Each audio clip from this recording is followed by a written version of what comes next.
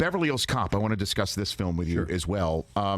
Is it true Sly Stallone was originally cast in the role of Axel Foley? That's true. What happened there? What happened was we developed the script, and we took it to Eddie Murphy. Mm-hmm. That was our first. We didn't take it to him. We said to Paramount we would like Eddie Murphy to be in the movie. This is after 48 hours, right? After 48 hours. Okay, right. And Paramount said, well, we think Stallone. And the reason they thought Stallone is they had a play commitment, which means he was in another movie. The movie didn't go, and they had to pay him. Yes. And they didn't have a movie for him. So this was going to be the movie. So Sly, being he's a great writer, by the way. Sure. People don't understand. Rocky, I mean, we can go back into the 70s too, and right?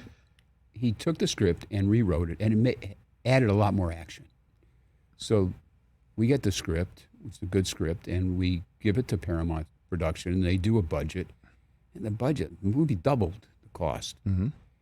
And so Paramount says, all right, we can't afford to make this. You go tell Sly to cut it back. And I said, he's the biggest star in the world. I'm not going to tell him to cut it back. It's your job. So they said, well, what are you going to do? I said, we told you we wanted Eddie Murphy. If you can't afford it with Sly, let's do it with Eddie Murphy. And they said, okay, go get Eddie Murphy. So we fly to New Jersey, and we sit with Eddie, and we pitch him the story. Now, you have to understand Eddie. He is, when you see him on screen, he's vibrant and funny, but when you pitch him a story, he stares at you, and he listens. He's an actor that actually listens. Yes.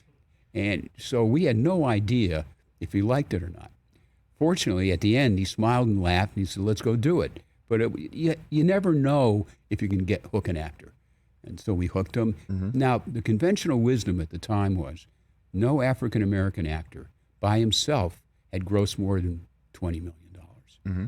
So we had to make sure the budget fit within their numbers. Mm-hmm. Unbeknownst to anybody who was in Hollywood at that time, not only did it gross more than $20 million, it was the highest grossing R-rated movie until The Hangover. $235 million domestic, which is unbelievable. So it shows you have talent. Doesn't matter their skin color. Doesn't matter anything. If the movie's great, you got a great actor. That's what it's all about. How much was it ad-libbed? How much of that stuff got ad-libbed in that film? We gave him the parameters Yes. of the scene. There were certain plot points he had to hit. And beyond that, he was on his own. So he just went and riffed it. And guy's brilliant. He's absolutely brilliant. Yeah. The banana in the tailpipe, though, that was in the script. That was in there. Okay. And the buffet being wrecked at the Harrow Club, that was in there as well. Yeah. I mean, I could literally do this for another 15 hours with you on that front.